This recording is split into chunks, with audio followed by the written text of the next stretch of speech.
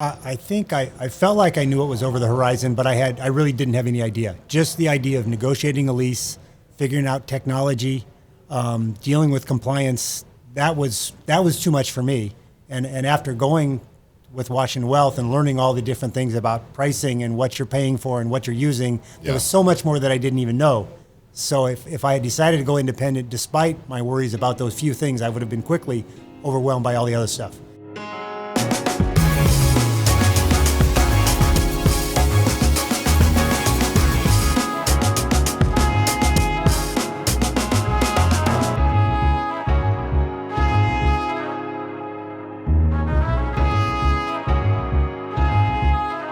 Okay, good afternoon, everyone, and welcome to Kestra Private Wealth Services Out Loud, where we are amplifying the voices of financial advisors around the universe.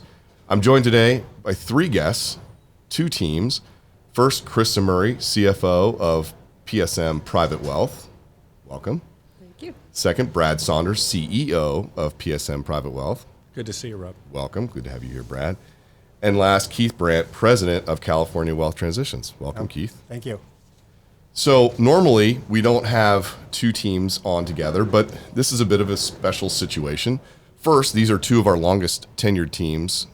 Keith, you joined in 2012, right? Yes. And Brad and Krista, you guys joined in 2013, am I correct? Yes. Yes. So you've seen it all as far as our firm is concerned, and I'm interested in your perspectives there. And also because you all have entered into an agreement to conduct a merger whereby Brad and your third partner, Janet Pierce, will retire, and Krista and the PSM staff will merge with California Wealth Transitions and Keith. And I think that's going to be of particular interest to some of our listeners.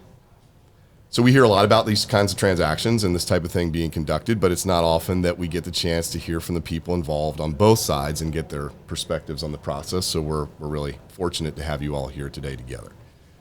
So before we get into all that, Keith, tell us a little bit about your background. You were a long tenured advisor at Merrill, very successful. And you were there for almost 30 years, right, before making the move to independence? 29 and a half. 29 and a half. Well, so when you were at that crossroads, if you can remember back that far, what were the things that were motivating you to consider making a change? I felt that Merrill Lynch had changed, obviously, with the acquisition from Bank of America. And when I looked at what the future was at that firm, it became increasingly clear to me that Bank of America had a priority that was different than my priority. Right. And they were making decisions based on what was important to them, but those decisions were different than what was important to me and, more importantly, my clients. And so that was why we had decided to leave. And after talking to a number of firms, Kestra was a nice fit. Actually, not Kestra back then, but Washington Wealth Management was a nice fit between being independent but not having to deal with all of the issues of being completely independent. Right. I had no idea how overwhelming it was to go from the wirehouse to the independent world. And thank God I didn't go directly independent, because that would have been a disaster.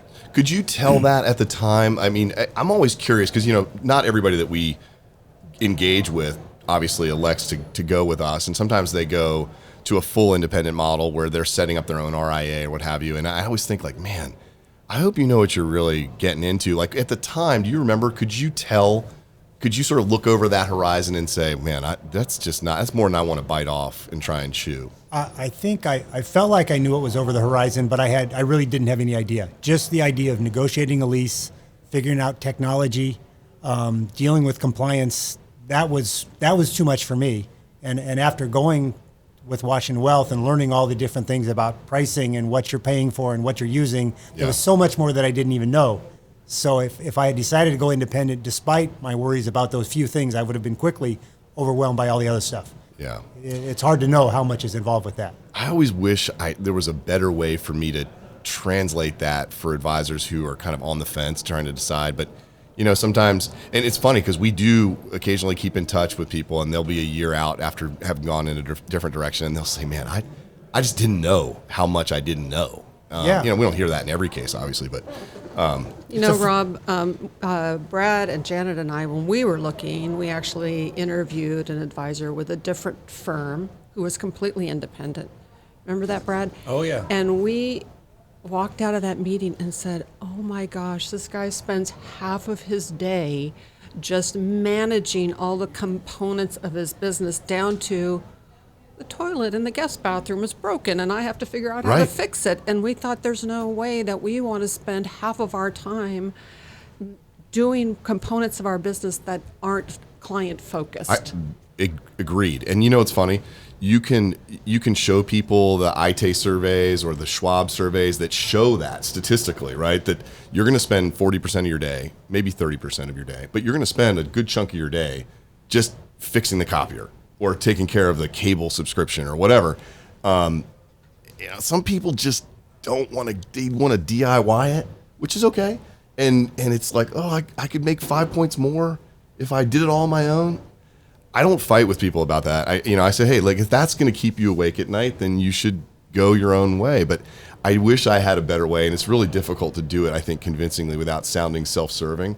I wish I had a better way to demonstrate that, so that we could save some people, I think, some headaches. Yeah, but I think on that note, you should have those people talk to us. We don't have a motivation to sell them or to That's a bring good them on point. the firm. Good point. But you're right. You're going to give up maybe 5 points of margin, Yeah. but you're going to create 10 or 15 more because you're not dealing with the minutia of all those other things. Yeah, So, totally true. in my almost 30-year career, this is the best value proposition I've seen on the street. I appreciate you saying that, Brad. So let me just take a half a step back. So, Brad and Krista, you guys came from Morgan Stanley, and so where were you at the similar crossroads to where Keith was?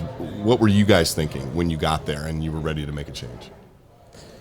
Why don't you talk, Brad? Yeah, okay. So I may have a little different view because I did a few different things at Morgan, and probably my biggest job was I was a regional director in Los Angeles, running one of the business units for the firm. Right. And I'll describe it this way. I never left the firm left us. And the industry changed and leadership changed. And that was that horrible feeling that it was all about profit and revenue and a lack of focus on doing what's right for the client. And I felt like we didn't have any other option but to leave. It was very frustrating. And to Brad's point about interviewing other advisors, Janet and I actually came down and met with Keith. And we talked to him before we made the decision to come over to, at that point, Washington Wealth. But we probably had about 2 years of due diligence before we made that decision. Yeah, it was 14 and years. Brad's right. We did the work, but it was absolutely the right place for us to be. Well, I'm glad to hear that. I'd forgotten that you guys had gotten down to see Keith, but that echoes Brad's point, which is, we should probably have more of the people we're talking to talk to some of our advisors to really cement that idea that there's a lot more to do than you really believe there is, right? The wirehouses are so good at creating an environment where all you have to do is take care of clients and all the back office stuff is done. Yeah. And so independence is a change in that, but I think someplace like here is kind of a halfway point. Yeah. If you're going to start your own IRA, you're not going to have any time for your clients. No, I talk to people about that all the time, Keith. I think you're spot on. So when they ask me to describe Kestra Private Wealth Services, I say, well, if there's a spectrum and Morgan Stanley and Merrill Lynch are on the right and starting your own RIA is on the left, we're in the middle, because you're a 1099 business owner. You're going to get all the tax advantages of being a 1099 taxpayer and that sort of flexibility, right? But you're also going to get your own brand. You're going to get your own logo. You're going to get your equity in your business, but you're not going to be alone. You're going to be supported in a way that you're used to being supported. And we hope that we take that full support model of Morgan Stanley, Merrill Lynch, Wells Fargo, UBS, et cetera, and cut out a lot of the bad stuff about it and just leave it as the beneficial element of not having to figure out everything on your own. And I would say one of the most exciting parts, one of several, but one of the ones for me was the branding part. Yeah. Being able to develop our own marketing plan, our own brand, be able to, instead of being under such a large umbrella that we didn't stand out, to really making a difference to the kind of practice that we were and standing out as that practice. And I'm obviously conflicted, but when I go back and think about my career as an advisor, which was a long one, if I had been on the verge of going independent, which my partner and I did talk about, and he eventually did go independent, by the way, very successfully. Dave Armstrong at Monument Wealth Management. If we had done that, I couldn't imagine going independent under someone else's logo. I mean, you know what I mean? Under like a W-2 model. It's sort of like a different version of being at Morgan or Merrill. It's just a smaller version of it, and they're probably nicer and all that kind of stuff. But to me, that doesn't resonate as being independent, right? It just resonates as I'm not at this big behemoth firm anymore that treats me like I'm a number. But anyway, so one of the things I think that is unique about all three of you, and Keith mentioned it, is that we were WWM back then. We were Washington Wealth Management, and you guys literally helped us bootstrap that firm from virtually nothing to where we are today. And so I just want you to know, and I know Scott Wilson would share these comments, we cherish our relationship with you and your loyalty and your faith in us at that time. And thankfully, I think we've been able to reward it over the last almost 10 years now, which it's been an incredible ride. So when you look back after all these years, does it still resonate as a good decision? Oh, absolutely. Krista. Oh, everybody's pointing at me. Yes, it does. It's funny because we moved on 3/13/13, so we're not into numerology. Yeah, it just happened to be that date. And what was the other thing, Brad? It was the day they picked the Pope, and so we thought, well, okay, so we're blessed. But right. when we made that move, it was a challenge. Let's be straight. It was very much of a challenge to make any kind of move. And we could have probably easily gone to another big wirehouse if we wanted to, but that's not what we wanted. That's not what we were looking for. We were looking for more control over our business, and that's what we got. Yeah. And over time, it's evolved, and I think it's become more and more exciting. I think we were closer to the front end of a lot of advisors moving toward independence, and it was absolutely the right thing for us to do. Yeah, and I reflect back on those days where, the trust is with Rob, with you and Scott, because in the beginning it was a vision. Yeah. And I remember sitting down with Krista and Janet and said, hey, you know what? We have a successful career. We don't have to leave. Yeah. But, the industry is changing. It doesn't know what it is anymore. And this is our chance to create something great. Yeah. And it's been a heck of a ride, but I wouldn't trade it for anything. It's probably absolutely is the best experience in my career. That's awesome to hear. That makes me feel really good. Thanks, Brad. Really love to hear that. How about you, Keith? Any thoughts?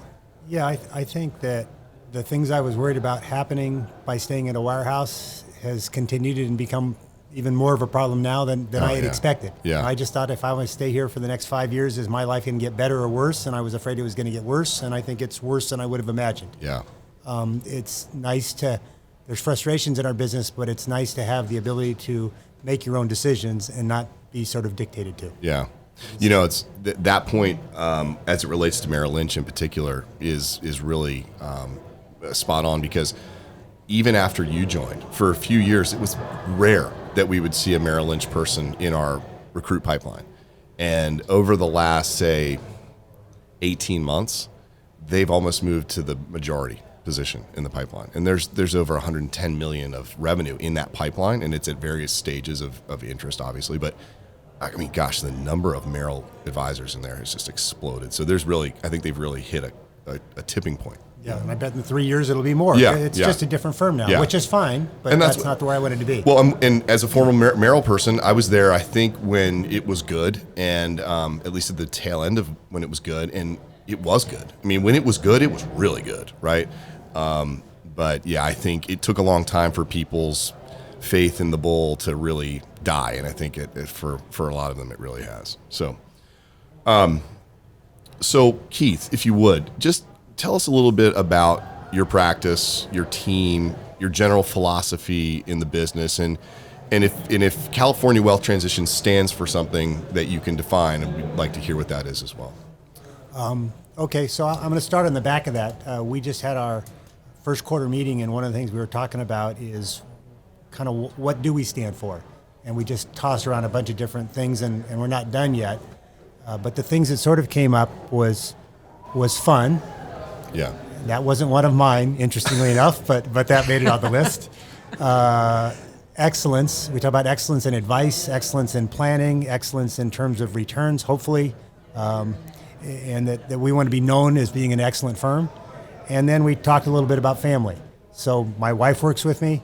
My brother, as part of this merger, is going to be coming over. Right. But we also talked about for everybody in our firm, we like to think that when something comes up, we're going to behave as if it's a family. So Brandy's grandma was really sick. So she basically was gone for 6 weeks, working from home when she could because she needed to do that. Mm-hmm. And that when things come up, if somebody's sick, doesn't really matter what your vacation days or health days are. Everybody knows if you need to do something, just say, look, I got to go. Yeah. And the whole group's fine, go do that. So we think that that's important in terms of how we treat our people, and we also think that's important relative to our clients. That sure. We value their families, and we want to deal with their families up and down, and we think that's an important aspect. In terms of the firm, there's myself. I've got a younger advisor, my wife, and then 2 support staff, Brandy and Alex, my daughter, who joined us about 3 months ago. So we tend to work with more complicated households. We prefer the more complicated their situation is, the better we think we are. Yeah. We focus very much on planning. That's sort of a central theme for us. And we've got a couple of different categories. So the name California Wealth Transitions, people that are about to retire or sell a business, people that are getting divorced, or what we call generational planning. So we're trying to help people that navigate some of these things that occur in their life that maybe they only go through once. And everybody goes through something the first time, they think, gee, I wish I would have known that. Right. Well, we've done it a few times, so we try and avoid those kind of problems. Right. Yeah.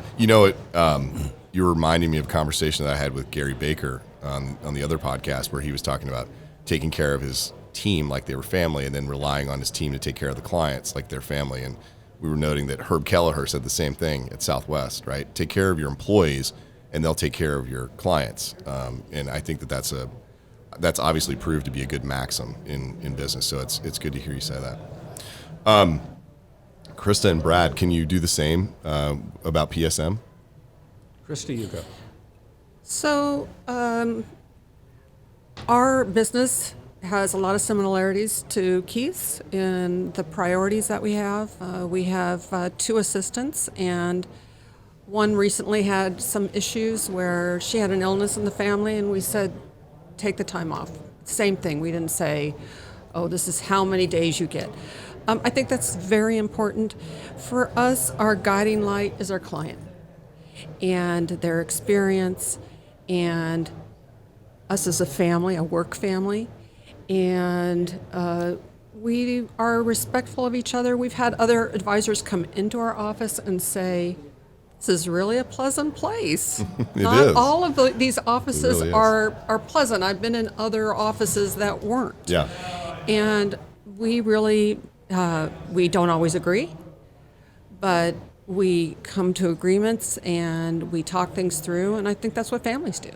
Yeah, I agree. I mean, we live every day as a family, and we put each other first. We care about each other, and we do the right thing for our partners and our employees. It's hard to follow up on Keith's statement. He said it very eloquently. Yes. And I think that the reason we're at the table is because we have overlapping value systems, and it fits. And we love our clients. They trust us. Yeah. And they have turned their lives and the well-being of them and their families over to us, and we take it seriously. And we do the best we can for them every day. I feel like we're in the same position at PWS with you all. I feel the same, that you all have trusted us and you've turned over a significant asset in your life, which is, your career, and trusted us with that to help you get where you wanted to go. And we get up every day committed to making sure that we deliver on that promise. And when we hear people say that we've done that, it's the greatest compliment in the world. I mean, being trusted by your clients and being trusted by you as my clients is also a huge compliment, right? But the delivery is the key, and you all do that very well. So over the last many years, I want to ask you guys what's changed. I mean, when we started, the independent space felt a little bit like the Wild West, and you guys were kind of some of the early pioneers. So when you look back on it, what's changed in terms of the evolution of your business or the evolution of you as business owners? What are your thoughts on that? So I think I'll start by saying that 7-8 years ago, it was a vision. We weren't exactly sure, but we all took the business risk to do this, and we were right. when we sat down Right. and we talked to you that night when we made a decision we were going to do this, we saw the same things. And I'm not saying it wasn't scary. In the beginning, it was scary. Right. But I think that we're ahead of the curve. Well, and I agree. as a team, what ended up happening is we all fell into our individual roles. So when we were at Morgan, we were all kind of doing the same thing with the whole group of clients. So I was doing investing, so was Janet, so was Brad. Then when we made the move, we said, look, let's go ahead and really focus on our strengths. So Janet became our chief investments officer. That's what she focused on, plus a third of the book, and she's the point person on.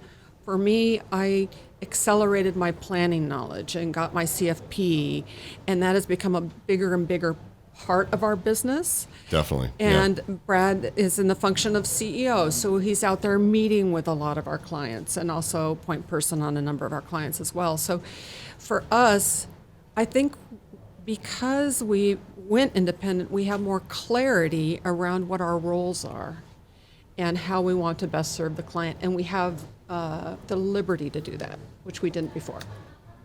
I think that's well said.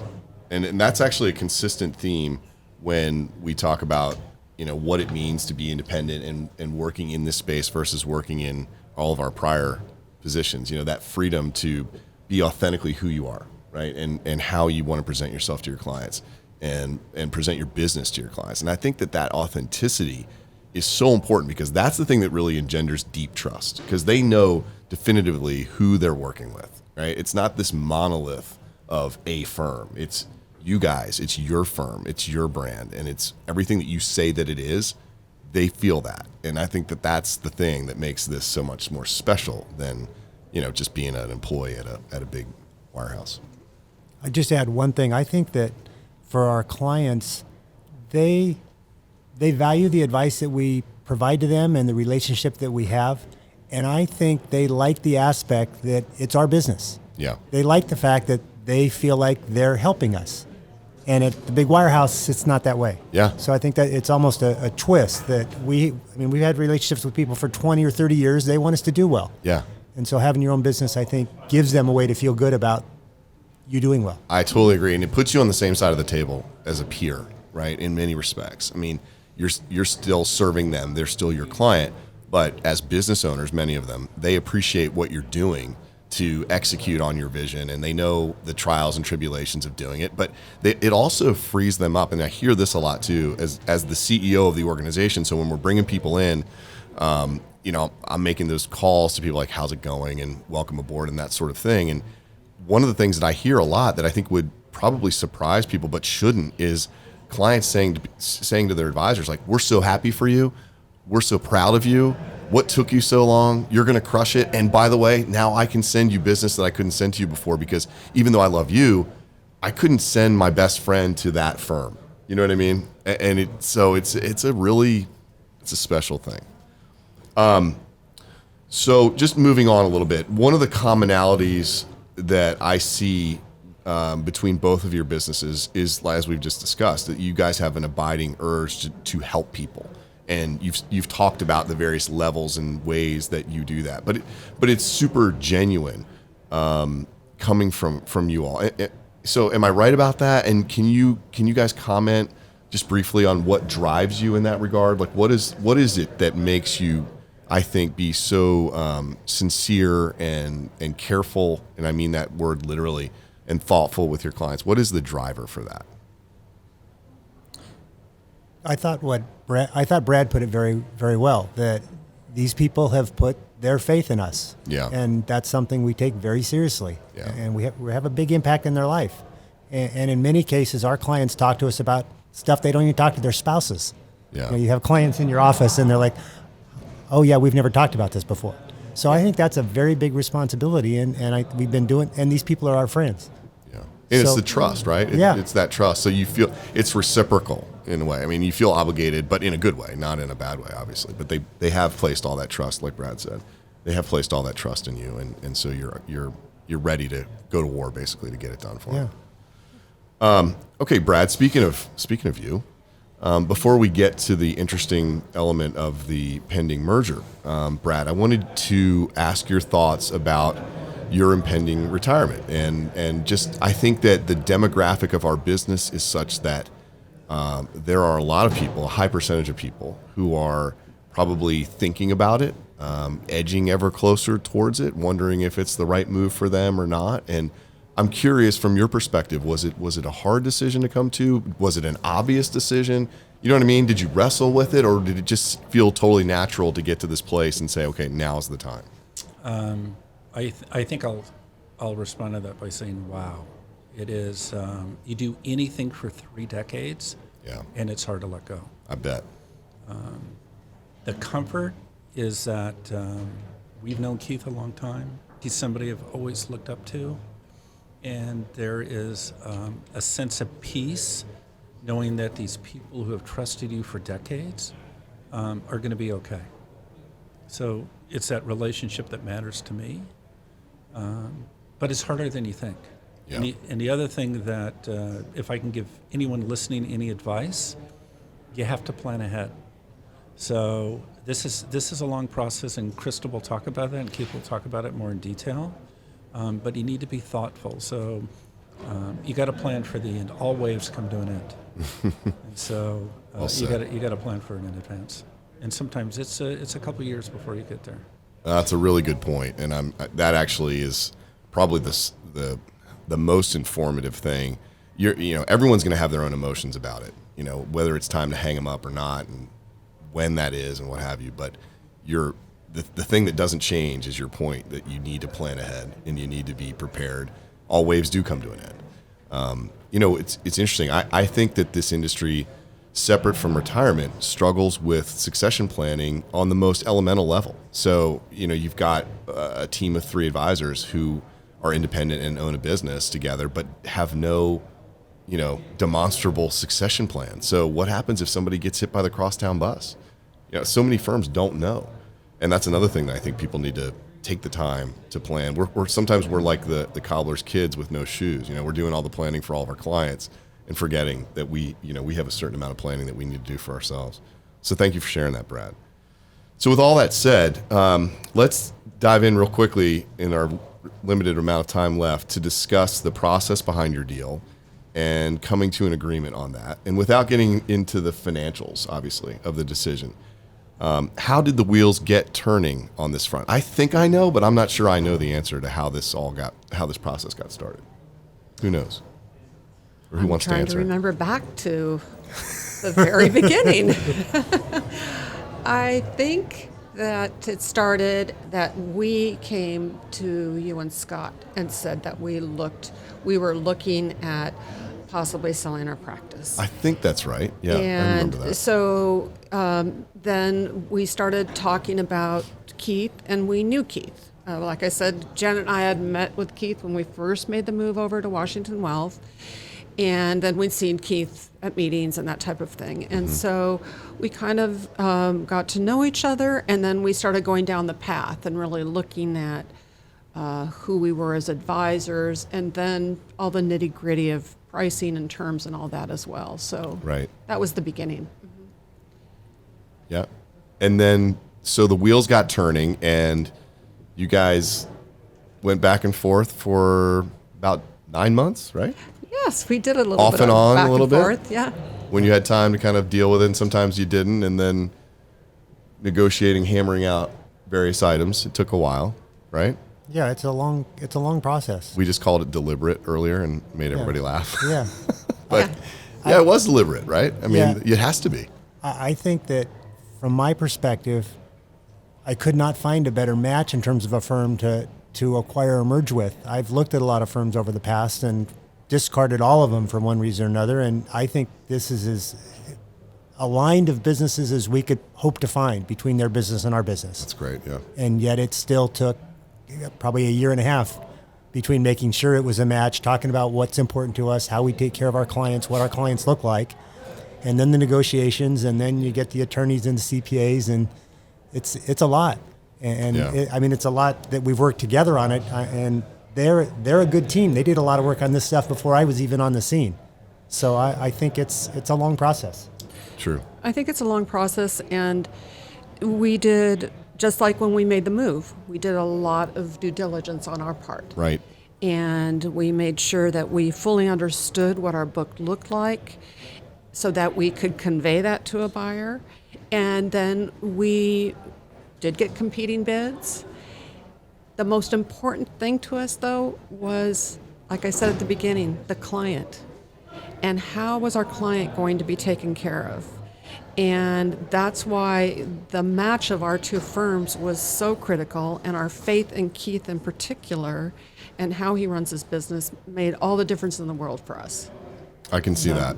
And I want to add one more thing is that all three, Brad, Janet, and Krista, have been involved in the process, but more importantly to me, are going to be involved for the next 6 months to 12 months as needed to make sure that we understand the clients and we know what's important before they're gone. That's going to be critical. If they said they wanted to turn over the business and be gone next week, that wouldn't have worked for us. And did you all negotiate any sort of performance on the back end on that front? Was that part of the process? We do have a clause. It's interesting. It's more about what the market does than about what they do. Okay. That's kind of what the concern is. Got it. Well, unfortunately, we have run out of time, and it's really bad when the chief compliance officer is scowling at you from outside the booth. Really quickly. And he doesn't scowl normally. I call that a scowl, Mike Bedlow. Really quickly, because you guys are so long tenured, I don't want to leave without squeezing this in. You've been doing this a long time, and you came from the places that all the advisors that we work with are sitting in today, thinking about a potential move. Based on everything that you've experienced and everything that you know, what advice do you have for people who are considering making a move to independence? You will never be free until you leave. You have to leave. Yeah, the thing that people that we interviewed who had gone independent told us, look, when you initially make the move, it's not going to be easy. Right. But it is totally worth it. It'll be the best decision you ever made, and it certainly was for us. And the help of Kestra and the structure made all the difference in the world as well, because I don't want to be the person worried about whether or not, the toilet is broken or the copier needs fixing, whatever it is. I want to focus on my clients. I hear you. Keith? I would say a wirehouse is a great training ground to become a professional in this business. Yeah. But they don't ever let you then take advantage of all that training. To go off on your own, then you can be an expert. At the wirehouse, you can't be an expert. You're the same as the person that started last month. And you never own anything. No. Right? Okay, guys. Well, look, I'm sorry we ran a little out of time here at the end, but this has been very informative. I'm sure people are going to get a lot out of it. And maybe we'll reconvene and do another one at a later date and dive into more of the M&A part of it. So having said that, Krista, Brad, Keith, thank you for your time today. Thanks for being with me.